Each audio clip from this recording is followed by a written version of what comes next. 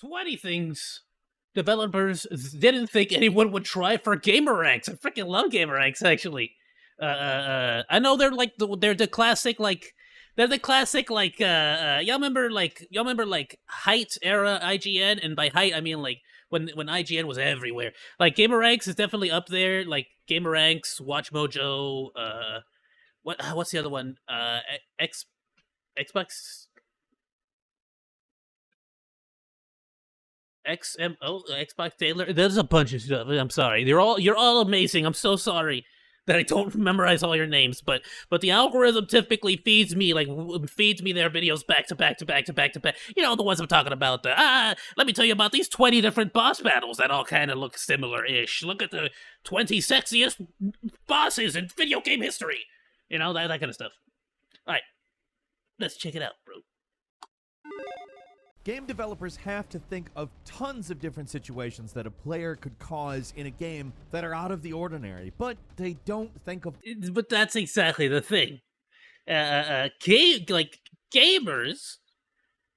want to prove that they can break it.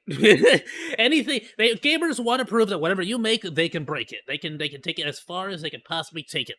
They want to see what limits you have set for them, and so that's like one of those really cool things. I think it's one of those reasons why the modding community is so huge, is that they tend to break a lot of those limitations that the game set on you, and you know, I think players just love that stuff. That's why I love modding, is because it lets me, like, you know, it adds more weapons, more variety, more stuff.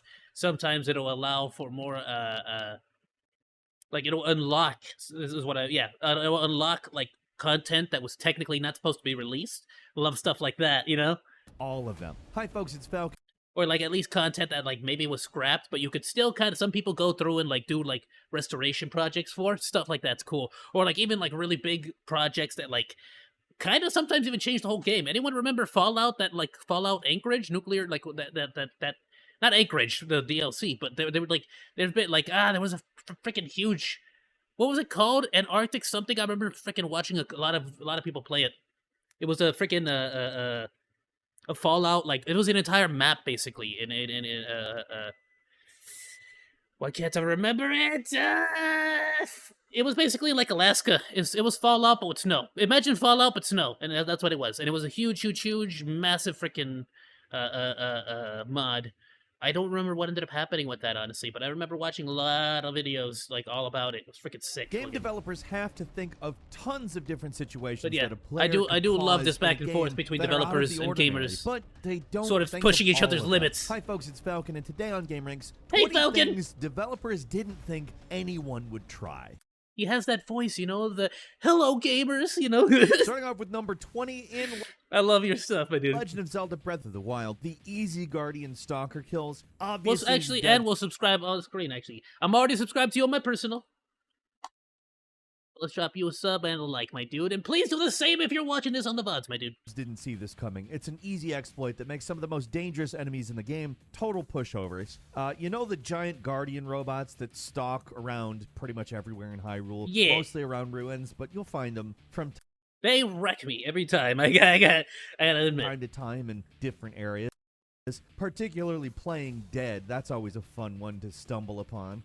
The ones that are on the ground I freaking They hate. look like they're disabled, but then you get close to them, they spring to life and get to fire in their... I'll be honest with you. I think I've done everything in that game except for defeat Ganon.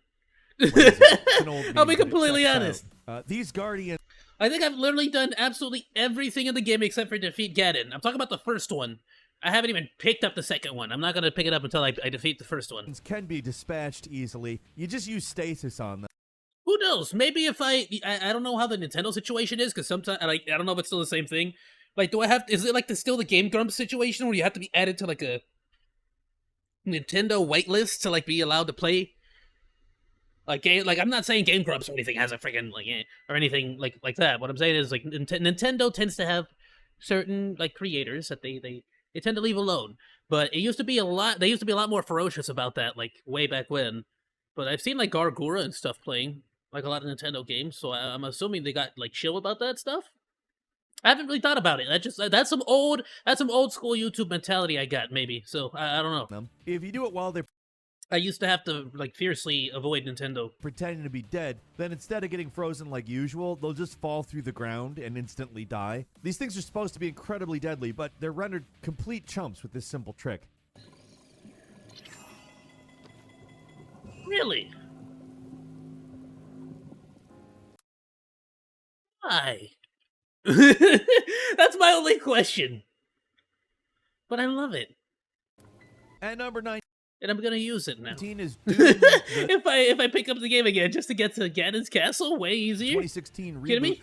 doing extra damage with the weapon wheel. Another one of Oh, what a great those boss fight. ridiculously easy tricks that can't be intentional in the first Bethesda-published Doom game. Yeah, Oh, please, please, please, anyone, everyone, I'm looking for any excuse for someone to tell me, hey, Oz the monkey, please, play the entire Doom series. I want it so badly.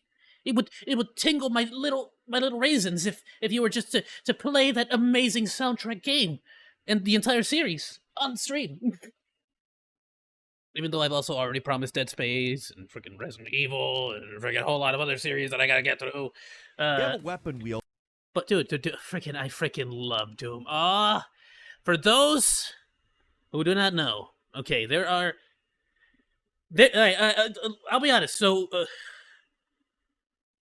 there was a game called like Home that technically was the first game I ever played like as a Let's Play. Because I did like 9 episodes where I was testing out the equipment. But as far as like me genuinely, that I believe, like to the best of my knowledge, it was like the game that I said, hey, this is like the game I'm going to like play, start to finish, get through the whole thing, all that. It was Doom. It was the original Doom. Back when the PS4 first came out, I used the PS4 share feature. I was not a VTuber at the time. So yeah, that was freaking sick. I loved it. That was way back in like 2015, my dude. That slows down time when you open it up. Simple enough, right? It doesn't have any effect on weapons that do damage over time, except for one, the BFG 9000. You fire this thing and immediately open up the weapon wheel to slow down time. The BFG shot is going to continue to do damage while being slowed down, and by the time the shot disappears, it could easily do 3 times as much damage as it would normally. Pre-patch, it was even more powerful, something like 10 times as much damage, but even in its current weakened state, 3 times as much damage is still a lot, and makes it so you can take off a pretty big chunk of a boss's. I'll be completely honest with you though, not exactly the toughest boss to need to pull a trick like this on. With very little effort.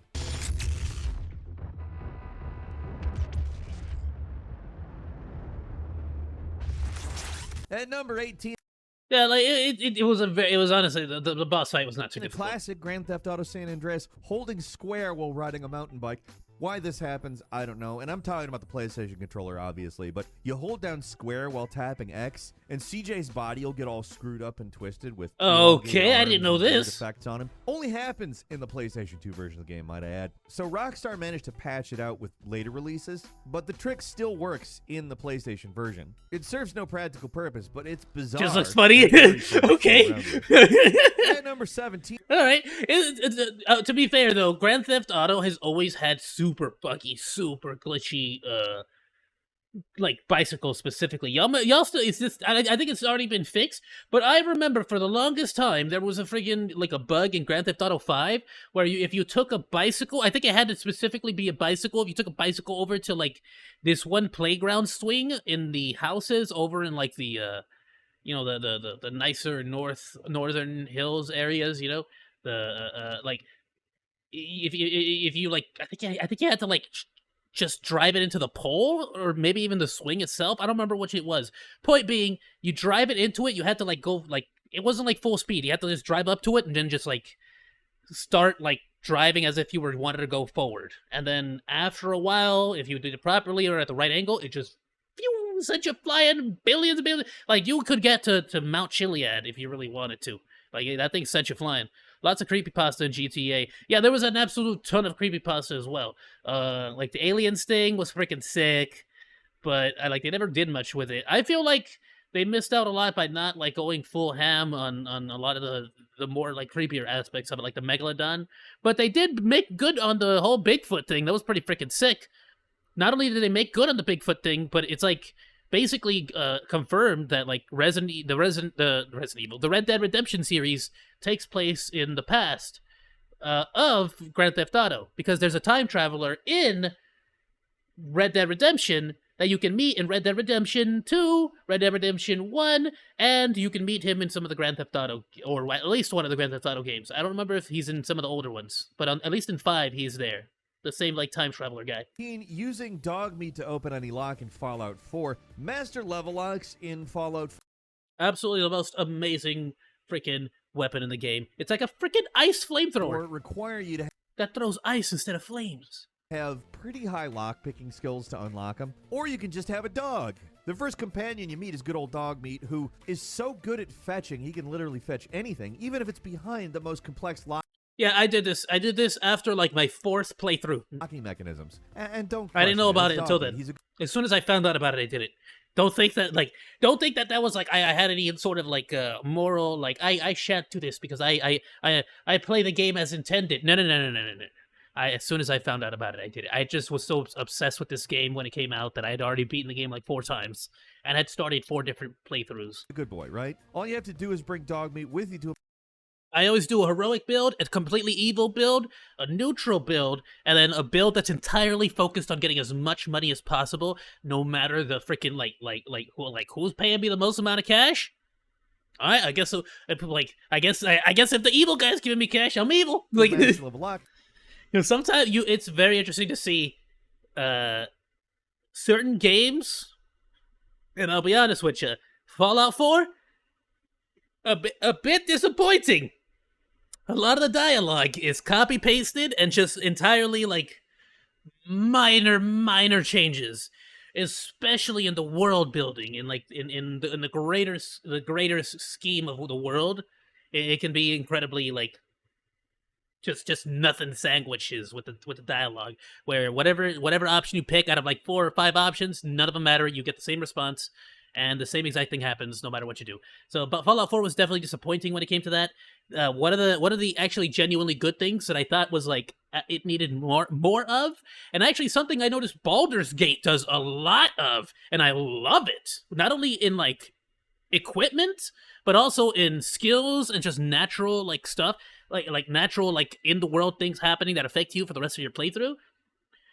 In Fallout 4, if anybody knows the companion Curie, the French medical robot or nurse robot, what is they called? The nanny bots? Yeah, the nanny bot. So she is basically a special model that is like a nurse, a medical model, I guess, specifically for another doctor, but I guess the doctor like messed with her software to give her the personality of somebody he loved or something like that. Long story short, when you go to the area where she is, in order to get to that companion, you're supposed to go through a place where I guess some mole rats that had a special disease carried the special disease. If they bit you, for the rest of the game, you had a minus 5% to your maximum health. Like, just... It was something like that. It was either that or minus 5. It was some minus 5%. It was something minute, but it was permanent, and it was like just in like a high enough percentage that it was like that's annoying. Like once you get to like level like 30, level 40, it won't even matter anymore. But it's the kind of thing that makes me like quick save and load quick save 20 to 40 times just to get through the whole place without getting bit once. Like, I hate that freaking section, but that's my point. It's like little things like that that really like impact the game, impact your experience, impact the entire of the rest of my playthrough with this character. If I wanted to actually play, fair and not load every time I got infected. But that's on me at that point. In some characters, yeah, I 100% do it. On characters where I'm quote-unquote, some characters, you just build them differently. Some characters are really good doctors, so it's like, well, if my character's a doctor, he would be super careful. Another one's like a freaking, maniac, psychopath with no freaking remorse for anything, so he'd probably just take a beating. Yeah, why not? He'd get bit. He'd probably get infected like an idiot. Like, yeah. You know what I mean? Sometimes it just is what it is. I do roleplay quite a bit. And which is why I stopped doing Baldur's Gate 4 now. I probably am going to eventually go back to it and do a full freaking. If I don't continue the same thing, I'll start over or something. Like we'll do something. But I feel like right now I can't give it the time and dedication that it needs. So we're gonna hold off for now. I'll get back to you on that. Anyway, back to Dog Meat. Use the fetch item command and he'll automatically grab whatever's nearby. That means you can get the cryomancer from the first vault, which is supposed to be a thing. Oh, and this works with a lot of stuff in the game too. An absolute ton of stuff in the game. Come back for after dozens of hours, within minutes instead. So this right here, this little cryo thing, the best thing you're gonna need as well for that specific mission with Curie, because you could freeze a lot of the freaking the mole rats. And number 16 is Hogwarts Legacy. We're gonna call this Just Fly Away. Trolls are some of the toughest Oh, this is recent. enemies in Hogwarts Legacy, but they've got one fatal flaw. They're dumb. Like, dumb as hell. Normally, each fight, one of these guys is supposed to be a grueling and dangerous battle, but don't bother with that. Just get their attention, jump on a broom, and watch as they just follow you over a ledge to their immediate deaths. Getting the timing right can be a Is that true? little tricky, but getting too far away from these guys and they'll just chuck rocks at you. But otherwise, it's really easy to clear out the trolls that developers probably didn't expect players to do because it's almost too easy. I'll be completely honest with you, though. The troll fights are some of the funnest. Just because they're the most active, where you have to keep like, dodging, casting a particular spell or countering, Like, there was at least a little bit of dynamic combat to it, as compared to the other guys who I could just spam one really powerful spell at, I'll be honest with you. I haven't really touched Hogwarts Legacy after playing the game out of spite for the people who are, like, super, like, iffy about it. Maybe I might do a second playthrough, or like on my own, or on stream as like evil, super like I'm just gonna Avada Kedavra everyone I meet. Who knows? But I haven't really like gone back to it, to be like completely honest with you. The most what I have done, like as far as like after I was done with the stream, I did go back and do some of the beast, like the animal stuff. I actually genuinely love the beast, the little like beast like gardens, I guess. And I did like I didn't really build too much of the stuff. I didn't like use the castles or the bricks, just because I don't know. I didn't really see too much of a point to it. It's not like I was gonna freaking live there or something. There was no humans to like use it or do anything with it. So, man. At number 15 is Grand Theft Auto 4 driving into a swing set. Yeah, the world of this game is a dangerous place, but the most deadly... P.S.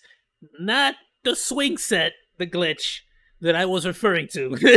Yes, I remember this too. Freaking loved GTA 4. What an amazing and great multiplayer experience. In Liberty City are the swing sets of doom. Notice the swing is... Yeah, this was also... Okay, I forgot they had in... Wow, they really had two glitched out swing sets in 4 and 5. Or the launch glitch. There is something extremely wrong with the physics of the swing sets in this game. If you drive it just instant kills you. Angle, you'll just suddenly find yourself careening through the air. Oh, I thought it had to be a bicycle. No, I think on 5 was. What, did it have to be a bicycle on 5? I don't even remember anymore. Halfway across the city. I remember. You know who I watched? OG Rooster Teeth dudes. OG Rooster Teeth dudes. Like, as if how many times has it been OG Rooster Teeth dudes? Freaking. I used to watch Rooster Teeth back when it was Chicken Mouth. Y'all remember Chicken Mouth? Freaking. Who was it? Oh, dude, I'm about to drop some knowledge on ya. I used to watch them play Left 4 Dead. It was freaking Joel Heyman, Gustavo,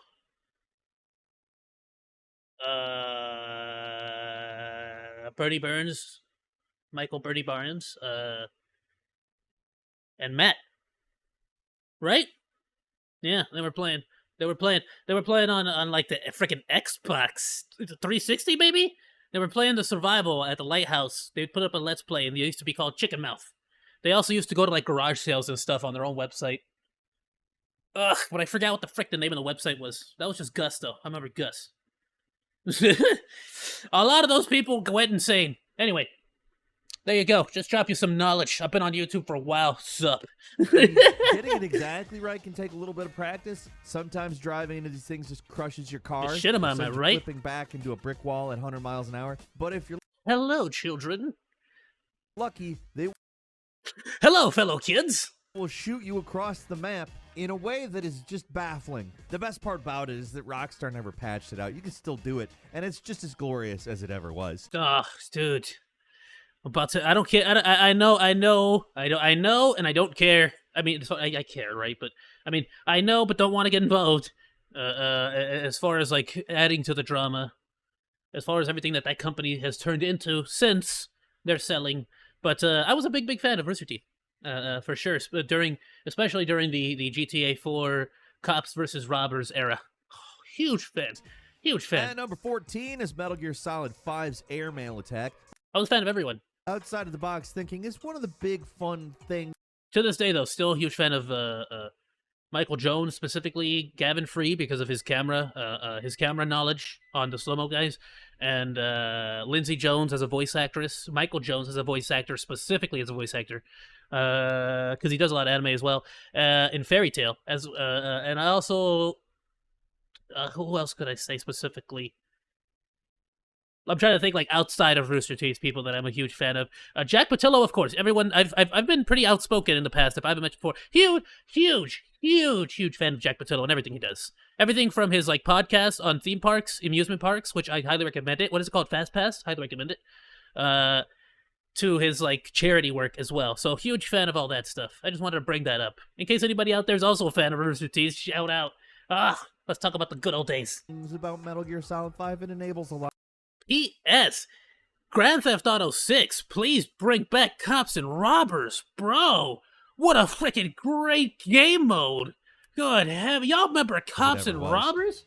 And number 4. Where you had 3 people like that just spawned in the freaking like the cop vehicles, and you had 3 robbers, and one of them was like the mafia boss, and so then the 2 dudes had to protect the mafia boss while the 3 cops were just trying to arrest them. You know, it was freaking sick, and like the mafia boss just had to get on the boat or the helicopter, whatever the escape vehicle was that round, and he just had to get away, like a certain distance away, and they win. It's over. Like once they get a certain distance away, you just instantly freaking get to win. Mafia boss wins, and like that was the whole game. It was such a great game mode. Metal Gear Solid 5's airmail attack. Outside of the box. You said you think we could play a game I could find real quick? It's gonna be free. Which game, my dude? I'll be honest with you. I like maybe a little bit towards the end of the stream. I might be willing. For sure. Just I want to get some of like the actual like main stuff that I advertised out of the way, you know. But yeah, I mean, if it's something fun, I'll be down. Solid 5, it enables a lot, but this trick was clearly one of the few things that was not intentional because it was eventually patched out. I've definitely also, like, just because my community is a little too small to do something, like, huge like that, but I've always also thought about, like, what kind of games I could potentially do, like, a big, H.E.R. Yeah, it's just cool. I mean, how much do I trust any website, right? Yeah, but I mean, you know, to a certain degree. I'll be honest with you, this particular, like, I do live by the motto of, like, I can wipe this particular rig, like, this rig that I have, or any computer that I own. I live by the motto of I can wipe it and erase it and everything at a moment's notice. You know, I never want to live in a world where I can't just wipe everything and be done. I go full Mr. Robot. I go full Elliot on that stuff. You know what I mean? I'm gonna throw my motherboard into the microwave and be like, yeah, popcorn that thing, bro. Originally, calling a supply airdrop wasn't just useful for That's P.S. That's the only thing I think I think that's what the popcorn feature is for. I think the popcorn feature on microwaves was specifically invented so that you could burn motherboards. Because if you pay attention, next time you go and buy a bag of popcorn, look at the instructions on the bag of the popcorn. It specifically says do not use the popcorn feature on your microwave. That can only mean one thing, that the popcorn feature was specifically a key code used by the insiders at Big Motherboard, at Big Mobo. At Big Mobo, that conspiracy of epic proportions that have decided that this is a setting that we will add into all microwaves so that our hacker brethren can quickly be rid of any evidence. But you know, that's just a theory, a conspiracy theory. All right, you said it's puzzle horror. All right, for sure. Stocking. Oh, speaking of puzzle horror, for sure. October's getting near, so. Oh, frick, what are we at? October's. I don't have to look at what date it is necessarily, but October's getting near, especially towards like the last. I'm trying to hold back so bad, dude. You have no idea. Like all of October. Like, all right, look. I'll hold back on trying to not turn this channel into a nothing but Halloween like channel. You know what I mean? But I freaking love Halloween a lot, and Christmas a lot. So for me, like Halloween, you have to understand. For me, Halloween is basically like half of September and all of December, like all the way to September, like because I keep watching The Nightmare Before Christmas, even in Halloween, even in Christmas, you know. So it's like October Halloween keeps going all the way to till Christmas morning because we watched Nightmare Before Christmas on Christmas morning. You get out of here. Freaking love that thing. So we're gonna be playing a lot of spooky games. We're gonna be watching a lot of horror content, analog horror. We're gonna be catching up on like maybe not even necessarily just catching up. Like if there's like a new episode of like Vita Carnes or freaking what are they called? The Intruder. What's the thing called? It's The Intruder. You know, The Intruder. Mandela Catalog. There we go. Mandela Catalog. If there's like a new one, like I'm down to do an entire like just watch the entire like thing, the entire like binge the entire series. It would be freaking sick. Equipment. It was also a deadly weapon. It wasn't that useful for taking. But yeah, we're gonna be doing a lot of stuff like that. Chaos also requested a game. We're definitely gonna be checking out, like guaranteed for sure. As soon as I found out about it, and maybe I shouldn't. I don't want to take away too much from this video. Like we'll get to the video, but I will definitely announce one of the very first games that we're going to be playing. More than likely towards the end of September. So I'll announce that, at least that game in specific. Chaos, if you want to, I don't mind you posting a link to it, like for Steam or something, or just typing the name of it. I don't have the name off the top of my head, but I added it to my wish list. It freaking was awesome. It was by it's like heavily. I don't know if it's like heavily inspired by, if not like uses the actual content. No, it's not. It uses Junji Ito. Yeah, Junji Ito, creator of Tomi, and one of my all-time favorite novels, like manga. Uzumaki. For anyone out there, I know that when you hear Junji Ito, a lot of people recommend you a lot of stuff. Uzumaki, top tier for me. Uzumaki, top tier read. Please, if there's one Junji Ito that you go and purchase, Uzumaki. It genuinely showcases just how freaking good he is at like building a world of horror, as opposed to just like the spooky monster of the day or of the week, you know. And it's like like Chaos is probably like I've heard this time and time again from this guy, but yeah, no, it's I freaking love it. It's so good. And yeah, World of Horror, says Chaos. It's called World of Horror. It's a phenomenal game. We'll look up the Steam like trailer and all that on the stream in a moment.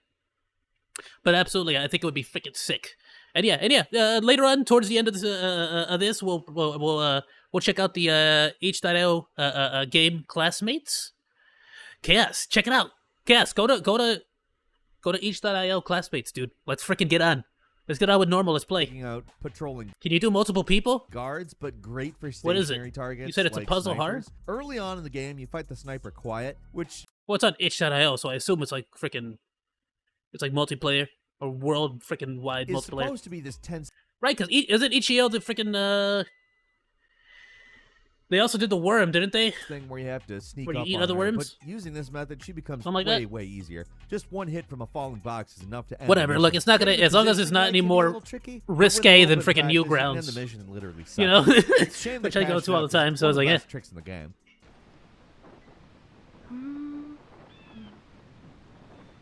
Newgrounds. Feel like I'm mourning an old friend.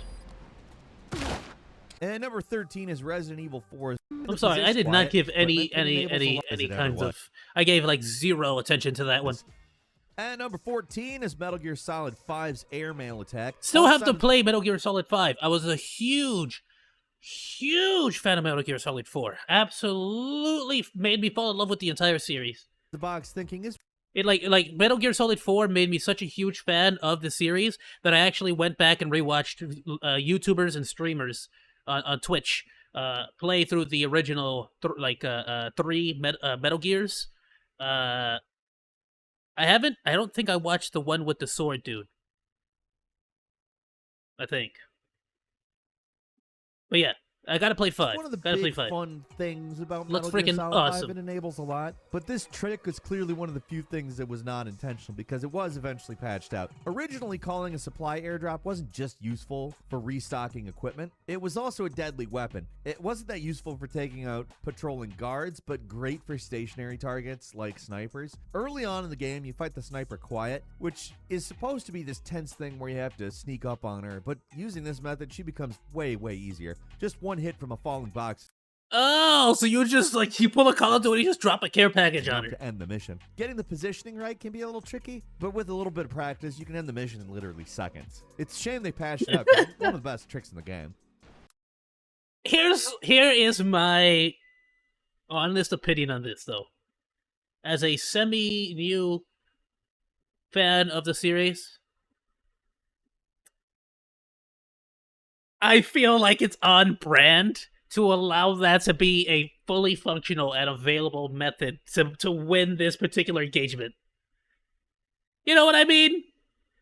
Like, compared to everything else that you can do in the game, how is this not allowed? You tell me, in what world is this worse than anything else you can do in the game? You know how much wacky shenanigans I got into in Gears 4? Which I still think is a top-tier game, with one of the best bosses in all video game history, totally not because they're totally in sexy wetsuits. And number 13 is Resident Evil 4's switching guns while aiming. Oh no, this is a game I freaking know by heart, bro! We're talking about the original game here, just for clarity's Oh, sake. yes! Known as the Dip Man glitch, probably one of the most infamous tricks in all of Resident Evil 4, and pulling it off is surprisingly easy. All you have to do is get a striker shotgun, quickly open up Striker was sick, your dude. inventory and switch to a new weapon. You have to do it pretty Never use the SMG. It's a freaking ammo dump, and it's not worth quick. it. If you see the laser sight coming out of the striker, you're too late, but it's not all that difficult to pull off once you get the hang of it. I honestly always sell all the ammo. If done correctly, Leon will start doing absolutely everything faster, about 1.5 times faster, so stuff like reloading, using a knife, moving around. That might just be me, though. I don't know. Maybe I just was just flat out not my playstyle. But I never liked the SMG. There's no way to really quantify your like when it comes to conservation of ammo. There's no way to quantify how much like ammo you're gonna be expending, so to speak, when you're like bursting or firing or like full autoing. Whereas what I would do is sell all my SMG ammo in exchange for like buying upgrades for my pistol, and then my hand force multiplier. Freaking darn it, YouTube! Don't. I'm gonna get so freaking like hidden. All right. So yeah. So I always just like beef that one up to the height of power. So it's like, and then the shotty one and the sniper. Like that's basically how I rolled. Like I want every single bride of Christ to matter. You know, when I gently lay it to rest inside of their skull. Around, it's noticeably sped up. It's essentially a speedrunner trick that you're not really a speedrunner. Is that good enough for you, YouTube? Is that what you want me to say to the kids? Is that how you like it? I made it damn clear that I'm not intended for kids. All right, 13 and up, 18 and up, to be completely honest with you. But it's more like I'm gonna play it safe because YouTube doesn't want me to, you know. But 18 and up, please. For the most part, like, don't come here expecting no freaking family fun. Like, If you don't use it, just because, watch wow, it. Does it. I'm not going to curse because I'm gonna, you know, avoid the, you know, I'm playing the algorithm. That's all y'all have to know. All right, but for the most part, really speed things up. It also makes the game a lot easier when it's active. And for the most part, I promise you, no censorship. all it takes to do is If I can get away with it, I'll do it. a specific shotgun and some moderately tricky timing. Because if YouTube didn't want me to do it, they'd stop me. And number 12 is dung pie protection in Dark Souls. In this game, there is a mostly useless speedrunner trick that you're not really a speedrunner. 1.5 times. If you see the laser sight coming out of the striker, you're too late. But it's not all that difficult to pull off once you get the hang of it. Oh, If I done remember correctly- this. Yeah, I'm sure, like, every freaking, like, Machinima, IGN, everyone Leon will made a start video doing on this. absolutely everything faster, about 1.5 times faster. So stuff like reloading, using a knife, moving around, it's noticeably sped up. It's essentially a speedrunner trick that you're not really a Not even necessarily just for speedrunner. One of the greatest things that you could do with this particular trick was actually because if you beat the game, you unlock certain costumes. One of the costumes is actually a full-blown, heavy plate metal armor's knight armor. Armor's knight, armored knight, armor's knight. You get a suit of armor for Ashley, and basically she becomes like a freaking giant fat suit of armor. And anytime the monsters try to like pick her up and like run away with her, like they basically just fall over because she's too heavy.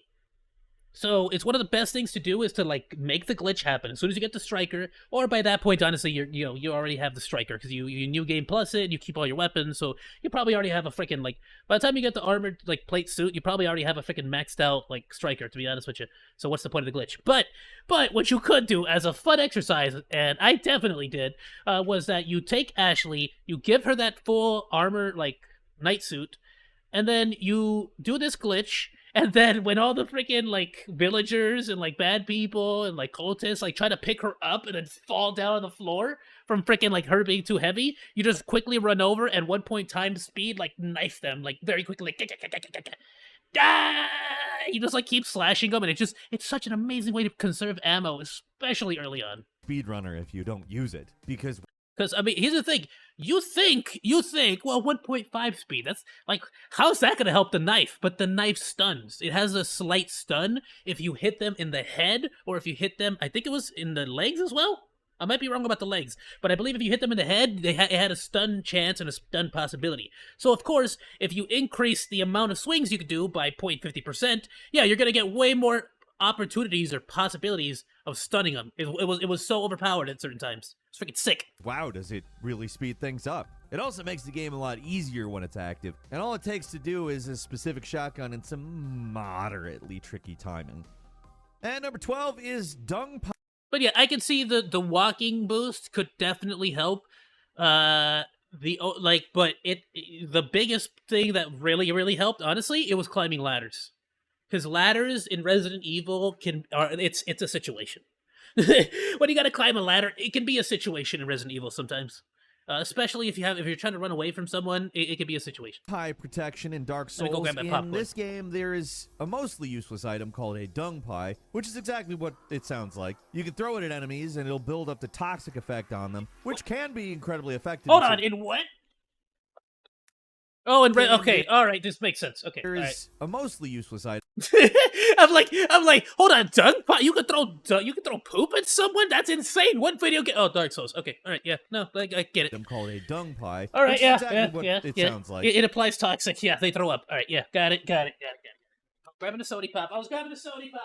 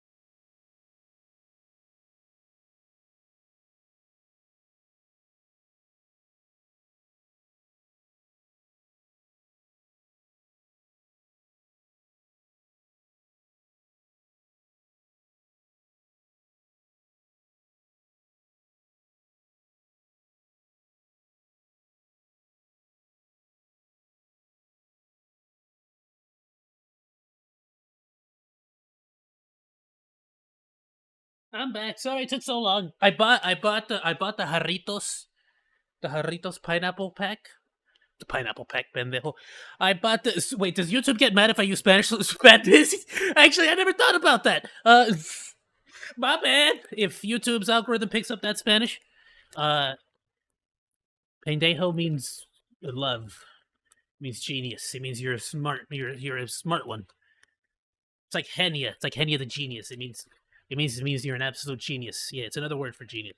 Anyways, I got the Jarritos variety pack, mix pack, fiesta pack, and it has like one of every freaking Jarritos flavor. I thought it would be like, I thought it'd be like 3 different flavors. No, it's got like a bunch of different flavors. Freaking sick. I couldn't decide. I was like strawberry and mango and pineapple and freaking I'm not sponsored, but Jarritos, if you want to sponsor me, my dude, orale, boy, I'm right here. What do you do?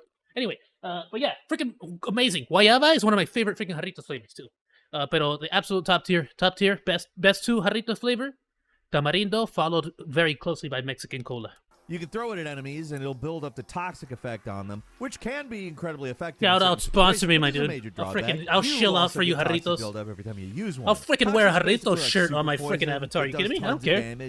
You think I'm not willing to sell out? Status effect, but here's the thing: it could be worse. One of the most annoying sections of the game is a place called Blighttown. If you don't know Blighttown, you haven't played this game, but it's this miserable hanging shit. It's hard out here for a monkey. Town that's dark, confusing, and filled with be worse. One of the most annoying sections of the game is a place called Blighttown. If you don't know Blighttown, you haven't played this game, but it's this miserable hanging shanty town that's dark, confusing, and filled with these infuriating enemies.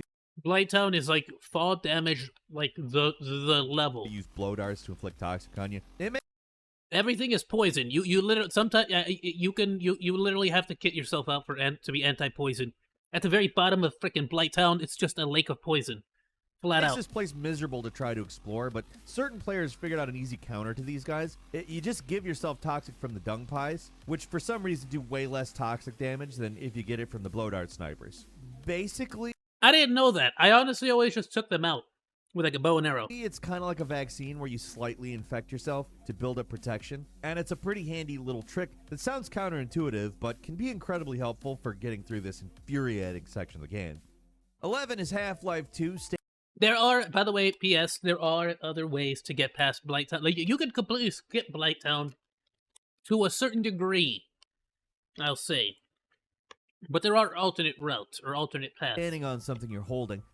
In Half-Life 2, the player could hold a small flat object underneath themselves and jump repeatedly. Since the object is basically treated as a platform and carried objects are held at a set distance, you could use this to hover over sizable parts of the level when done right. It's since been patched in Episode 1 and onwards, but it's still a vital part of the Half-Life 2 done quick speedrun. I mean, this game revolutionized the way games use physics, but it was not perfect. Case in point, this whole thing. At number 10, Tomb Raider. Not what you mean, those are perfect physics. That's exactly how it's supposed to be. You ain't never seen a pallet do that in real life? Done quick speedrun. I mean, this game revolutionized the way games happens all the use time. physics, Super annoying when you work at a pallet place. Case in point, this whole thing. Just you gotta keep them down. You gotta tie them down. Tomb so they don't Raider, fly off. The Angel of Darkness, accessing a secret unused tutorial. This one's just bizarre. Part of it's intentional. A tutorial? Well, we'll get there. Angel of Darkness was an infamously broken game at release, and this is a fun glitch that's a good example of that. If you use a level select code and use it to replay the first level, for some reason you can climb this ladder that normally ends the level without getting the required key first. That's not the interesting part, though. Normally that's where the level ends, but if you're playing the level this way, how are your freaking things not twist off? I mean, I have a bottle opener. Just didn't think I needed it. Well, keeps going, and you can see a big piece of cut content that just makes it take longer before the drink gets into my mouth. For most games, cutting out a tedious tutorial section will make them better, but for this game, a lot of this actually feels pretty essential, and it's never explained to the player in the real game. Most of the time, accessing cut content is a chore, but with this, all it took was a level select code. The devs on this game must... It's never explained to the player in the real game. Most of the time, accessing cut content is a... Okay, I was gonna say, is that the plasma caster from freaking Fallout New Vegas? But in Fallout 3? But no, this is Fallout New Vegas. All right, never mind. Chore, but with this, all it took was a level select code. Because he said cut content, so for like a half a second there, I was like, "Don't tell me they had the plasma caster in Fallout 3, and they just never gave it to us." Freaking, they were so in Fallout 3, the big guns. I mean, the big force multipliers. Freaking hey, the big force multiplier skill was so underutilized. I'll be completely honest with you. It wasn't until New Vegas that the big force multiplier skill finally got a little bit of love. The devs on this game must not have had a lot of faith in this one, so they didn't think anyone would want to replay the first level. And especially explosivos. Red Dead Redemption, same thing. Turning dynamite into a heat-seeking missile. Apparently, this one's pretty well known, but in all my years of playing and replaying Red Dead Redemption, I've never noticed it. This is new to me too. I'll be honest with you. What do you mean? The trick here is incredibly I played simple. a lot of Red Dead. Anyone can do it. You a grab lot some of Red dynamite Dead. or a fire bottle, activate Deadeye, and target something moving fast like a bird. Yes, Deadeye works for throwables somehow. They always perfectly hone in on This might be a surprising thing. I have played so much Red Dead Redemption. Yet I don't even think I've finished the campaign for Resident Evil 2. I don't even know why. I couldn't give you a good reason. Did I maybe I was like playing it on Xbox Game Pass, I think it was. And when it came time to like get it, I had to wait to finally get it. When I finally got it, it was like I'd already waited too long to finish playing it. Something weird. Whatever you targeted, and it's amazing every time. Dynamite turns into just a heat-seeking missile What? that chases a bird through the air. Violence against my avian brothers and sisters, but notable nonetheless. Or it'll follow a guy down the street too, which is fine. I didn't know Completely that. fine. John Marston's aim is so good that he can I just flat out never thought to use explosives like with the frickin' break Jedi. down all laws of physics, and this one's one With of the the unalive best, eye, I meant to say. easiest tricks to pull off in any of the Rockstar games.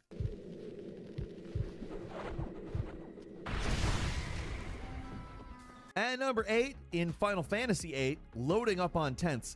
This is a game that's just made to be broken. It's pretty much built on a bazillion confusing interlocking systems. Bro, I gotta be honest with y'all right now.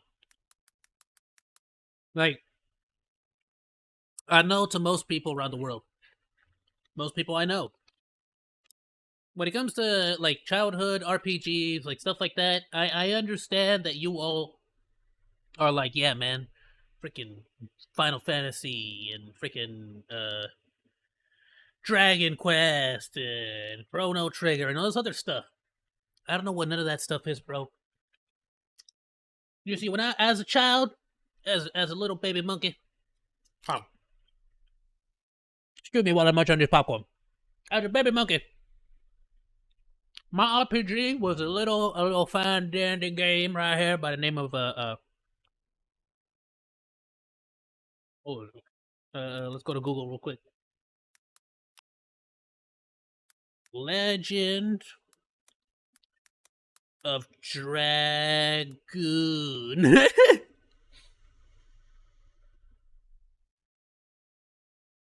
Right here. This right here. Oh. I played this on this was the only video game I owned on the PlayStation 1. The OG original gray. This right here. Look at this. And let me tell you something. The game was so huge. It came in 4 discs.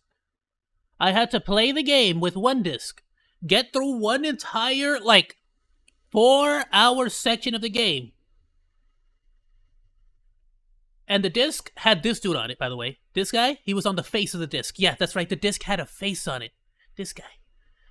And then after you beat a certain, part of the game, a certain, mission of the game, you had to grab her disc. Each disc had each face on it. You grabbed her disc, then you installed it, installed the game, and then you had to, grab the save from this game. So if you didn't have a save card or something happened to your save card, you were screwed. And so then you were able to, pick it up from there. And yeah, and then you would beat another 25% of the game. Then again, you'd have to switch cards again. This was waifu. And then you had to switch cards again. And CDs again. It was freaking amazing. And yeah, basically, I can't even tell you what the story was, but basically, at a certain point, if you pissed any of these dudes off, they turned into freaking dragons. I don't even understand how that happened. They were human the entire time, and then suddenly they were like, "Now I'm a freaking dragon." It was amazing. It was awesome. It was just, this was my childhood. Right? Oh, look, I found it. This was the thing. Oh! It was such a freaking fat, CD box set too. I loved it. I love this game so much. If I could find a legal ROM of this game and play it on a legitimately purchased PlayStation 1, I may just play this entire game, my dude, because I freaking love this this was my jam, my dude.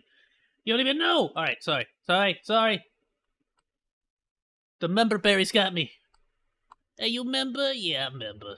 System, so yeah, players just member. have to struggle through it the first time without really knowing what to do. But once you start looking into how Sorry, I have a deep love for these kinds of graphics. These kinds of graphics specifically, right here. What you're looking at, this right here. That's beautiful. That's just beautiful. I gotta admit to ya, there's some things in life that are not, but this That's beautiful. it becomes clear how incredibly easy it is to blow this game wide open. This little trick's where it all starts. The first thing to do, if you want to completely neuter the difficulty, is just get a bunch of money by doing the seed exams, which are... Yo, name the... Yo, can y'all pick out the main character in this frickin' this shot? I think it's this one. I think it's the one in the gray jacket. which are not hard, and if It's you not that fail, guy. you can just do them again.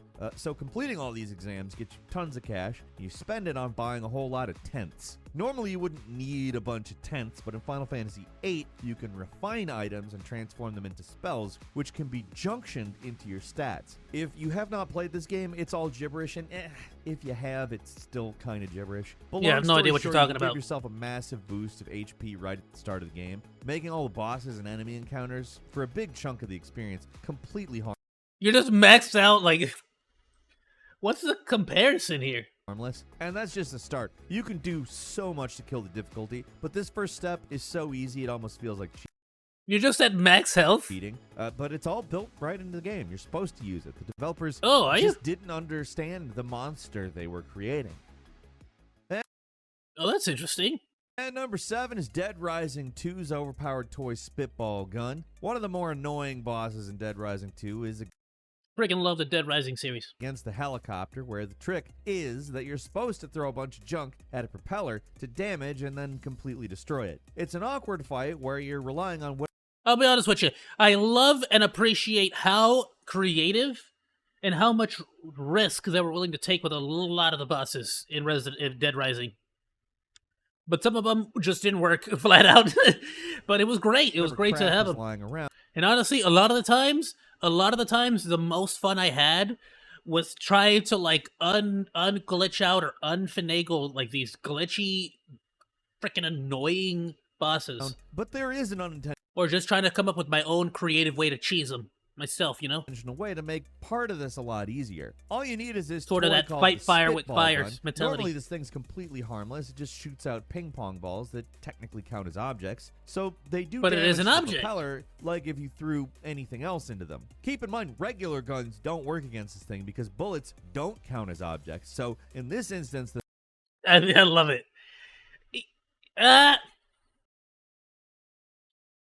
We could argue all day on whether or not a golf ball would do anything. However, I don't think bullets would do much, would it? Because they would just like ricochet off the freaking blades. I mean, unless it very specifically like got jammed into some of the freaking like spit the very very center stuff. I'm sure there's got to be some kind of openings you can get into, right? More than likely. Maybe I definitely don't know enough about this piece of the helicopter to say, but. For me, at least, I feel like since it's going at such a fast speed, even if there was gaps, I feel like it would ricochet off no matter what, no? ball gun is way more powerful than a literal machine gun, which makes zero sense, but it makes for a much easier fight.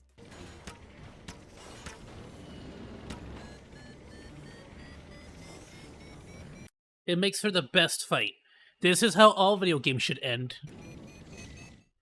And number 6 With is you Atlas firing Madness golf Returns, balls with the the simply turn on out of the a toy DLC gun to defeat trick. the enemy. This couldn't have been intentional, right? Like for everything else on this list, these are tricks you could do in the game that are unintended, but here it's let's just get into it. This is a lot. Atlas Madness Returns was a game with Oh, it's one of those games that I've always debated playing on the channel, and I just never have. DLC I don't know why. that you can't get It looks anymore. freaking sick. But when you could, it was on EA's Origin platform. Look at Now all you think this! let's just get into it. This is a lot. Atlas Madness Returns was a game with DLC that you can't get You even get cool freaking costumes? anymore. But Oh, bro, nowadays that'd be a $20 skin right when there. you could, it was on EA's Origin platform. Now, you'd think that would mean that if people wanted access to the DLC content, they'd be screwed, right? Not so much, because for some reason, all the DLC was just included in the game.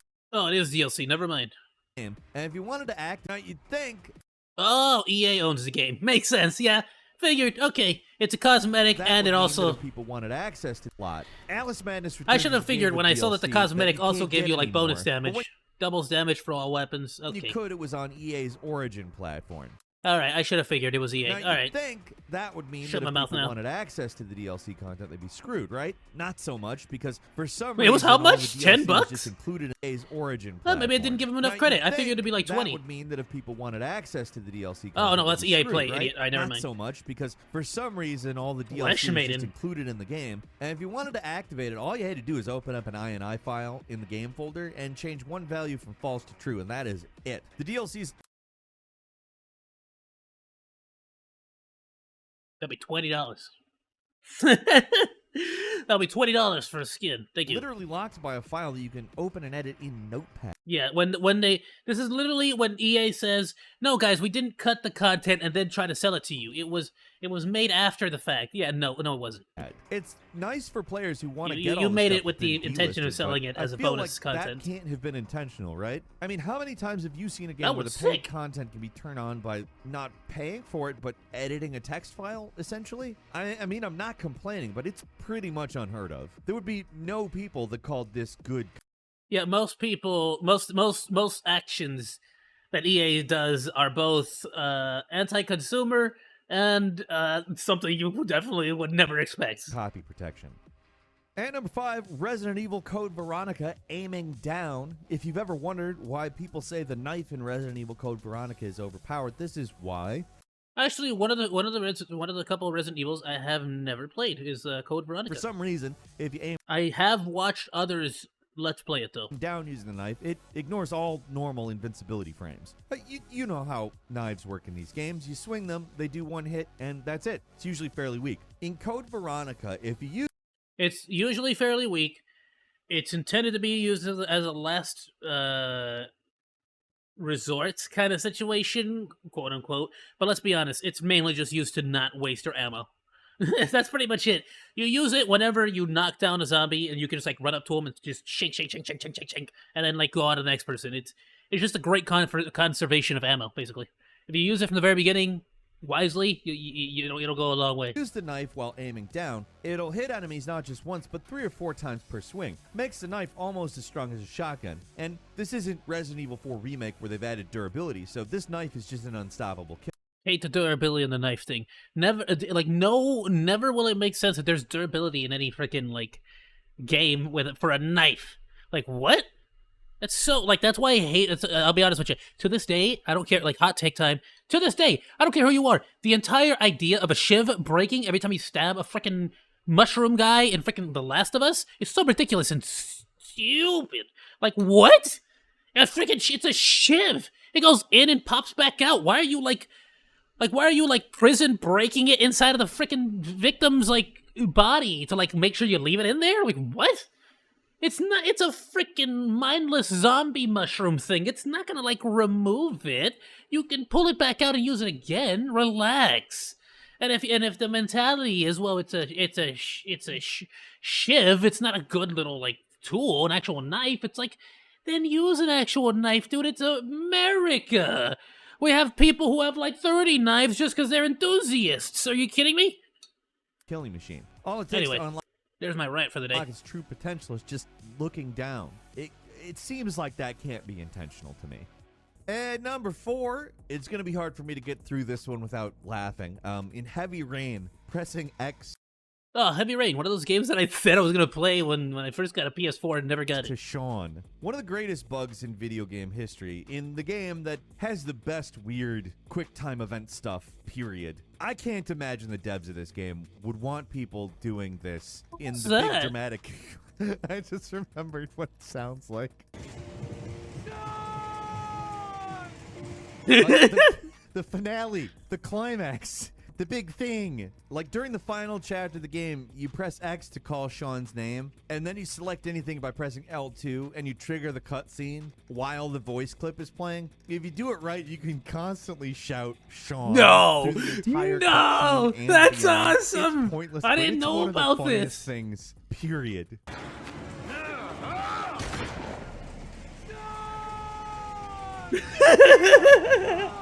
Sean! Like, in the middle of all of these sentences, I'm literally trying as hard as possible not to burst out laughing, thinking of what it sounds like.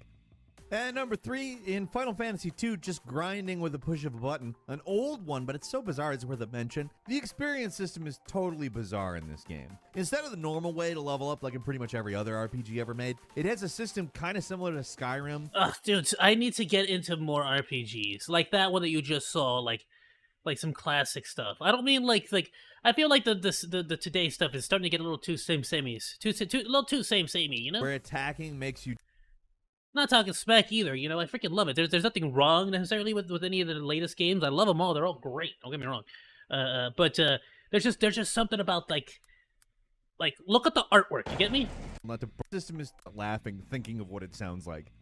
And number 3, Like in sometimes Final Fantasy sometimes II, you just grinding want with the push of a button. An old one, but it's so bizarre it's worth a mention. The experience let's see. system Hold on. is totally I don't know bizarre where in it this was, game. but there was Instead that of one. the normal way to level up, like Here we go. Like you know, just something about like having a different HUD design, having a different enemy design, having a different style. You know, like that's why Baldur's Gate for me as well feels like such a fresh, like, you know, breath of air. pretty much every other RPG ever made. It has a system kind of similar to Skyrim. P.S. To this day, I still debate nightly whether or not to go and start a brand new Archer like build in Skyrim again, because I have so much freaking fun. There is no way. It's just I Where freaking love attacking Skyrim. makes you do more damage, casting spells. Skyrim with bows is the funniest thing ever, because it just becomes a mini game to see how far you could stand to one-shot things from across the map. It's the funniest freaking thing ever. Makes your magic power increase, etc. It's baffling. Especially if you do all the stuff from do everything in what the fuck is this freaking town called? Do everything in the Thieves Guild like stuff. In that one town, whatever the frick the town is called. You freaking go there and do all the Thieves Guild stuff in the sewers. I pretty much do all that and then never go back there ever again. And yeah, you freaking like get so many like bonus like sneak attack stuff that yeah, you could just take on the world, dude. Just sneak up on someone and destroy them, absolutely nuke them, obliterate them with like one arrow. Because it can be a huge pain to figure out. And then you can even get like later on into some of the more like you can get some of the more legendary like elvish bows that like use the power of the sun and stuff. Like there's some really cool stuff in Skyrim, dude. A lot of hidden stuff. But That's really hilariously, sick. the easiest way to increase your stats is just to attack your own party members, which works just as well as attacking enemies, but is a lot faster. That's pretty good, but there's an even easier way to grind in this game. It's by using the target cancel bug. Basically, all you do is target somebody with a physical or magical attack, and they'll still get experience for it. You don't even have to attack to grind in the game. You just constantly select attack and back out of it over and over again. It's kind of like the infinite item glitch in Final Fantasy VII, but Wait, really? That is perhaps more game-breaking. It's a ridiculous oversight that still works, even in the modern remix of the game. And really? They just kept it in. number 2 is I mean, hey, Halo 2's Super Bounce. it's a great way to level up your healer. Half the fun of Halo 2 when it first came out was screwing around. Let me tell y'all something. I understand that most people started playing Halo and the assault force multiplier was the weapon, but for me, the very first Halo I played was the second one, Halo 2. This weapon that he's currently freaking hold on. This force multiplier that the guy's currently holding this is the definitive Halo weapon to me, my dude. This right here, this little, you could dual wield it. Oh, dude, when Halo 3 came out and they didn't have dual wielding, I was so furious. I almost just didn't. But I didn't even have the SM. They didn't even have it in Halo 3. I don't think. Did they even have? I think they did have it. It was just like uber rare. I'm not saying uber rare, like I'm exaggerating, obviously, but it was pretty rare to find it, if I'm not mistaken, like out on the field and stuff. But in the newer ones, I love the redesign. It looks freaking phenomenal. I think I played, what was it, Halo 5? I loved the one in Halo 5, which was freaking sick. So that one was dope. I like that one a lot. With the various bugs and The design, I mean, specifically. exploits, but this one's probably the most fun. How it works is kind of tricky, but the basic gist of it is if you trigger a crouching glitch in certain spots, you can jump into the seams of the level, which for some reason makes your Spartan bounce very high in the air. Depending on the angle of the jump, you can send yourself halfway across the map or just fly high in the sky. But either way, it's a fun little trick that Okay. sounds difficult, but actually I'll be honest. Halo 2 was one of those games where I played the campaign multiple times. It was the only game I had at the time for the Xbox, OG Xbox. I never played any of the multiplayer. Isn't too hard. Never. If you know what you're looking for. Cruelly, they removed this trick. I mean, I would go in there and and pretend OG Xbox copy that I was playing online. And it's as much fun to screw But I around with didn't as have it used internet at to the be. time. And finally, at number 1 is Skyrim. Come on, you knew it was going to be Skyrim. Of course. It was either going to be that or freaking Fallout. At least some Bethesda game. But putting a bucket on the NPCs' heads. Great, what? This is one of those perfect examples of an You put a bucket on someone's head to steal things? That's the first time I've heard about this. What kind of evil ne'er-do-wellers would do effect this? that devs just probably couldn't expect. You see, in Skyrim, How evil! It's possible to hide behind physics objects. So one intrepid player realized that, hey, if you can block line of sight with a bucket, why not put the bucket on someone's head? And surprisingly, it actually... What? That's insane! Why, a devious monkey could even do this to Bellathor and take everything except for his sister, as he himself has said.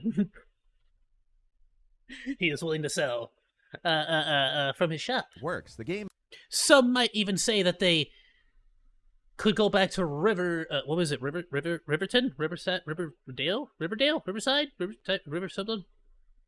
River Village? Look, man, I don't remember names. I just remember things I slaughter there and bounties I look for. Anyway, some might even say that you could potentially put that bucket on what's his face, and then you get the dragon claw, the golden one, back, so that you could have the entire complete set, and still to get the good karma from like giving it back to him. is smart enough to make it so that people see with their eyes, and even that Just their staring vision at can be blocked by objects. chicken lady. But they didn't put anything in it to make it so they'll react if you put something on their heads. So NPCs just stand there oblivious with a bucket on their head, and you can just rob them blind. To Bethesda's credit, they recognize how absolutely wonderful this trick is and never removed it from the game.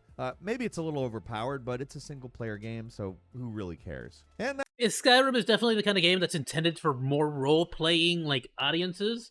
So it's kind of like, look, it's a Bethesda game. It's Skyrim. You want that item you see right there, especially if you're playing on PC, hit that little tilde and start typing in player.add item space 00F code 1230 space 00 space 01 2000, and then you'll have like 2000 or whatever the frick you just looked at. Like, there's ways for you to get it, but Bethesda knows that there's no point in trying to like remove that or adjust that. They got other things to do, like port Skyrim onto the next frickin', I don't know, frickin', like what like I don't even know what else they're gonna release Skyrim on again. I can't wait till I see Skyrim on my calculator. It's gonna be great. that's all for today. Leave us a comment. Let us know what you think. Make another if you game. like this video, click like. If you're not subscribed, And no one likes your frickin' MMO. now's a great I mean, I'm sure a lot of people like your MMO. What I'm saying is, I don't freaking want your MMO. Could you give me a next like another mainstream title, like Elder Scrolls, please? Like please? Like, can I at least get some info? Anything I just hope it's awesome, my dude. I'll be honest. If there's anything that needs to be remastered, it's like, stop remastering Skyrim. Go remaster freaking Oblivion, my dude. Freaking love Oblivion with all of my heart. They have Starfield. Yeah, they got Starfield to worry about. That bland freaking game. I've heard a lot of bad things about it, and now the more I look at it, the more I realize, yeah, that game's not finished. Or at least not that it's not finished. It's just like, yeah, it's got a really nice coat of paint, but it's not as it's not everything they hyped it up to be. I think they No Man's Skied it a little bit, because it's a good game. Don't get me wrong, it's a good game. From the looks of it, I want to try it. I definitely want to play it. Super, super excited to play it.